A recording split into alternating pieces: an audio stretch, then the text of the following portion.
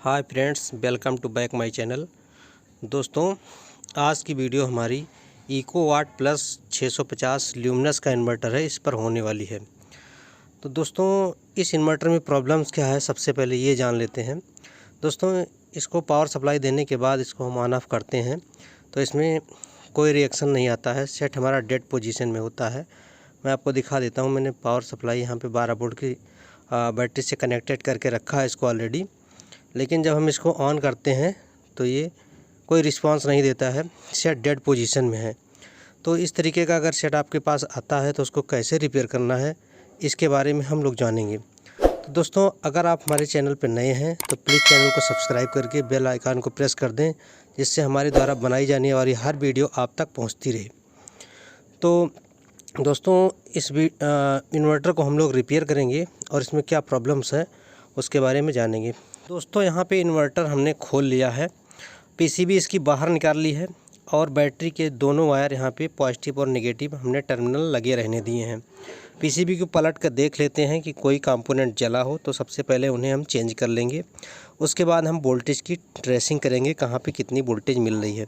दोस्तों, एक जानकारी आपके लिए मैं और लेके आया हूँ। अगर आपको इलेक्ट्रॉनिक कंपोनेंट्स ख़रीदने हैं एलईडी टीवी और इन्वर्टर से रिलेटेड, तो आप हमारी वेबसाइट पर विजिट कर सकते हैं www.tashop.in पर। वहां से जाकर आप प्रोडक्ट घर बैठे आसानी से मंगा सकते हैं। दोस्तों, बहुत ही अच्छे रेट में आपको हम प्रोडक्ट प्रोवाइड कराएंगे। तो आइए अब हम बात करते हैं इन्वर्टर की। यहाँ पे हमने इसका मेन पैनल, जो एलईडी का पैनल होता है, उसको हमने बाहर कर लिया है, क्योंकि टेस्टिंग करने में काफ़ी आसानी रहेगी। वायर छोटे होते हैं तो वहाँ पे टेस्टिंग करने में हमें और आपको दिखाने में भी प्रॉब्लम्स हो जाती है। तो दोस्तों, यहाँ पे मैंने इसको बाहर कर लिया है। अब इसका जैक लगा दे रहे हैं एलईडी वाला हम, और उसके बाद स्विच का जैक लगा दे रहे हैं। मल्टीमीटर को मैंने डीसी रेंज पे सेट किया हुआ है और इसको माइनस वाला डायरेक्ट हम फ्यूज पे लगा दे रहे हैं। फ्यूज दोस्तों हमारी सही है, फ्यूज में टेस्टिंग कर चुका हूँ ऑलरेडी।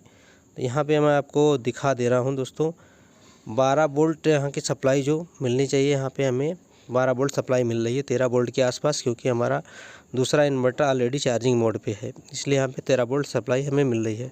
दोस्तों, इसको हम ऑन ऑफ करते हैं सप्लाई देने के बाद, लेकिन वही सेम प्रॉब्लम्स है, कोई रिस्पॉन्स नहीं कर रहा है। मैं आपको फ्यूज पे दिखा दे रहा हूँ दोनों पॉइंट पे, अन्यथा आपके माइंड में ये डाउट हो सकता है कि फ्यूज ओपन होगी। तो यहाँ पे दोनों पॉइंट पे मैं टेस्टिंग करके दिखा दे रहा हूँ, सप्लाई हमें उतनी ही मिल रही है। फ्यूज हमारा 100% ओके है। तो सबसे पहले बेसिक चीज़ यही होती है कि फ्यूज चेक करना होता है। तो फ्यूज सही हो, यहाँ पे फ्यूज सही दिखाई दे रहा है। अब उसके बाद दूसरी वोल्टेज कौन सी टेस्ट करनी होती है, आइए मैं आपको यहाँ पे बता देता हूँ। एसएमडी पीसीबी है दोस्तों, इसके सारे कंपोनेंट्स लगभग पीछे साइड से ही लगे हुए हैं। तो दोस्तों, आइए हम यहाँ पे देख लेते हैं कि वोल्टेज कहाँ पे कितनी होनी चाहिए, और ये वोल्टेज अगर मिसिंग है, कहाँ पे नहीं आ रही है, तो उसको कैसे हमें ठीक करना है, इसके बारे में जान लेते हैं। सबसे पहले दोस्तों, यहाँ पे हम आते हैं टेस्ट पॉइंट पे। यहाँ पे एक 0 ओम की रजिस्टर लगी हुई आपको दिखाई देगी। जूम करके मैं आपको दिखा दे रहा हूँ, 0 ओम की रजिस्टर लगी हुई है।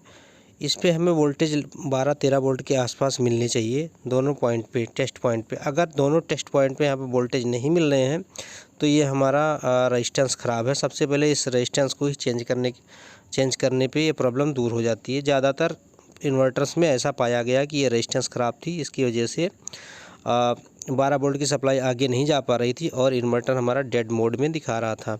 इन्वर्टर किसी तरीके की कोई उसमें इंडिकेशन नहीं आ रही थी। तो सबसे पहले इस रेजिस्टेंस को चेक करना है।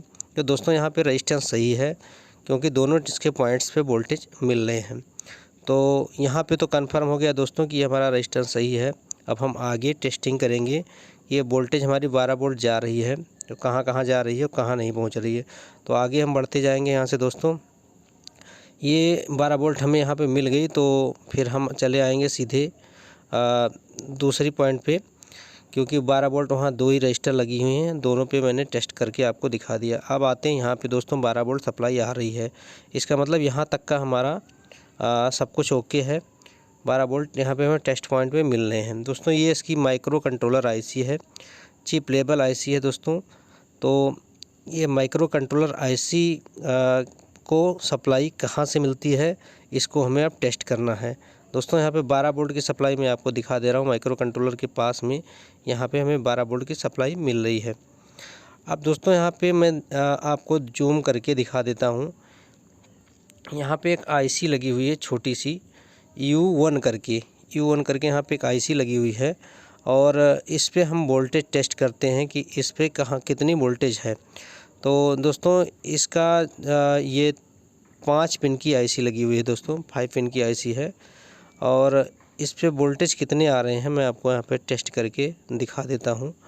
तो दोस्तों यहाँ पे जब हम इसके पॉइंट्स पे वोल्टेज को टेस्ट करते हैं तो हमें एक पिन पे हमें जहाँ से इन होती है सप्लाई 12 वोल्ट की, वहाँ पे हमें दिखाई दे रही है 12 वोल्ट इन हो रही है। लेकिन हम जब इसके बाकी के आउट वाली पिन पे चेक करते हैं तो यहाँ पे 0.3 वोल्टेज के आसपास सप्लाई यहाँ पे हमें मिल रही है, जो कि ये सप्लाई बहुत ही ज़्यादा कम है। मैं जूम करके आपको दिखा दे रहा हूँ। यहाँ पे दोस्तों 0.3 वोल्टेज के आसपास सप्लाई मिल रही है, यानी 1 वोल्ट से भी कम यहाँ पे सप्लाई मिल रही है। तो ये सप्लाई बहुत ही कम है। यहाँ पे दोस्तों सप्लाई होनी चाहिए 5 वोल्ट, तो ये 5 वोल्ट की सप्लाई हमारी मिसिंग है, इसीलिए इन्वर्टर हमारा वर्क नहीं कर पा रहा है। तो दोस्तों आपको मैं जूम करके यहाँ पे दिखा दे रहा हूँ, ये सप्लाई मिसिंग है और इसको क्या करना है, इसको कैसे ठीक करना है। तो ये आईसी सबसे पहले हम रिमूव कर देंगे। वोल्टेज नहीं मिल रहा है, इसका मतलब ये आईसी हमारी ख़राब है। दोस्तों जब तक मैं आईसी निकालता हूँ एक जानकारी और दे दूँ, अगर आपको हमारी वेबसाइट पे कोई सब प्रोडक्ट्स ख़रीदने में परेशानी हो रही है तो हमारे दिए गए व्हाट्सएप नंबर पर भी आप प्रोडक्ट घर बैठे मंगा सकते हैं। तो आप हमको मैसेज करके आप कोई भी ऑर्डर कर सकते हैं। आपको कोरियर से आपका प्रोडक्ट घर बैठे मिल जाएगा, सेफ़ मिल जाएगा, सुरक्षित मिल जाएगा। तो दोस्तों यहाँ पे मैंने आईसी निकाल दी है। अब आईसी निकालने के बाद अगर हमारे पास कोई सेम पीसीबी होती है तो वहाँ से हम आईसी निकाल कर डाल सकते हैं, अन्यथा उसकी जगह पे हम क्या कर सकते हैं उसका वैकल्पिक व्यवस्था मैं आपको बताने वाला हूँ। तो यहाँ पे दोस्तों एक आपको दिखा दे रहा हूँ, ये ट्रांजिस्टर टाइप का है, लेकिन ये है वोल्टेज रेगुलेटर। दोस्तों ये है 78L05 वोल्टेज रेगुलेटर है। ये 5 वोल्ट सप्लाई यहाँ से आउट करता है, 12 वोल्ट इन करता है। तो दोस्तों इसका जो पिन है मैं आपको बता दूं, नंबर 1 पिन नंबर है आउटपुट, दूसरा ग्राउंड और तीसरा है इनपुट। दोस्तों ये आपको ल्यूमिनस के इन्वर्टर में ही लगा मिल जाता है, LB मॉडल जो सेट आते थे वहाँ पे। तो दोस्तों इसकी जगह पे हम 5 वोल्ट सप्लाई ले लेंगे, इसको भी लगा सकते हैं। पिन नंबर 1 को हम सीधे जहाँ 5 वोल्ट मिलना चाहिए वहाँ जोड़ दे रहे हैं, पिन नंबर 2 को ग्राउंड से कनेक्ट कर दे रहे हैं और पिन नंबर 3 को 12 वोल्ट की सप्लाई जहाँ मिल रही थी वहाँ से कनेक्ट कर दे रहे हैं। अब दोस्तों इसको जोड़ने के बाद मैं आपको दिखा दे रहा हूँ कि यहाँ पे 5 वोल्ट की सप्लाई मिल जाती है हमें। अब 5 वोल्ट की सप्लाई मिल जाने के बाद सेट हमारा ओके हो जाना चाहिए। तो यहाँ पे मैं आपको 5 वोल्ट की सप्लाई पहले चेक करके दिखा दे रहा हूँ। 12 वोल्ट इन होती है और 5 वोल्ट आउट होती है। यहाँ पे देख पा रहे हैं आप, 12 वोल्ट इन हो रही है और ये 5 वोल्ट सप्लाई यहाँ पे आउट हो रही है। तो ये सप्लाई जब मिल जाएगी तो हमारा सेट वर्किंग कंडीशन में आ जाएगा। तो दोस्तों इसको लगाने के बाद हम अब सेट को ऑन करके आपको दिखा देते हैं। पैनल को पहले ऑन करके हम देख लेते हैं, उसके बाद पीसीबी फिर लगा के हम चेक करेंगे। तो यहाँ पे इसको हम ऑन ऑफ करके देख ले रहे हैं। यहाँ पे इन्वर्टर हमारा ऑन हो जा रहा है, कोई दिक्कत नहीं हो रही, सेट हमारा अच्छी तरीके से यहाँ पे ऑन हो जा रहा है। अब इसको हम पीसीबी लगा के चेक करेंगे। दोस्तों इसको हम लगाने के बाद एक बार चेक कर लेते हैं, अगर ये हीट होता होगा तो यहाँ पे हम दूसरा वैकल्पिक व्यवस्था अपना लेंगे। अगर आपके पास मान लीजिए ये वाला रेगुलेटर नहीं है तो उसकी जगह पे आप 7805 करके जो रेगुलेटर लग के आते हैं माइक्रोटेक में, उसको आप आसानी से इसकी जगह पर लगा सकते हैं। आइए मैं आपको यहाँ पे दिखा दे रहा हूँ पैनल्स पे सेट को ऑन करके। तो यहाँ पे हमने लगाया हुआ है LA 7805 रेगुलेटर। उसको निकालने के बाद मैं यहाँ पे इस रेगुलेटर को लगा के दिखा दे रहा हूँ। इसमें क्या होता है, पिन नंबर 1 इसकी जो होती है ये इनपुट होती है, पिन नंबर 2 इसकी ग्राउंड होती है और पिन नंबर 3 इसका आउटपुट होता है। जस्ट उस रेगुलेटर की उल्टा होता है इसमें। यहाँ पे पिन नंबर 1 इन है और उसमें पिन नंबर 1 आउट होता है। तो कुछ इस तरीके से कनेक्शन कर लेना है। मैं आपको इस वाले रेगुलेटर को भी जोड़कर यहाँ पे दिखा दे रहा हूँ। अगर आपके पास ये रेगुलेटर है तो कुछ इस तरीके से लगा सकते हैं।